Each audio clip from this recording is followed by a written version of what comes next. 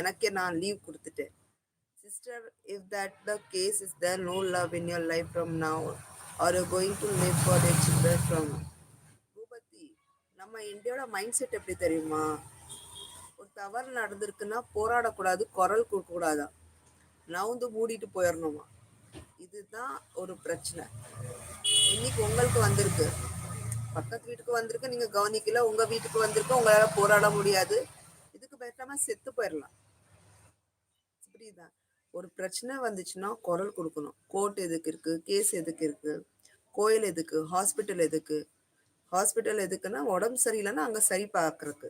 நம்ம வீட்டிலே இருப்போமா? இல்லைல்ல. ஹாஸ்பிட்டல் போய் என்ன பண்ணுவோம்? சரி பண்ணுவோம்.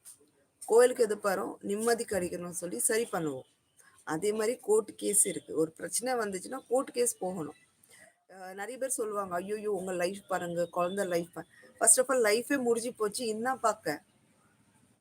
குழந்தை லைஃப் அவன் வாட்டுக்கு அவன் வந்து பார்க்க போறான். என் லைஃப் நான் பார்த்து தான் ஆகணும். வேற ஆப்ஷனே இல்லை.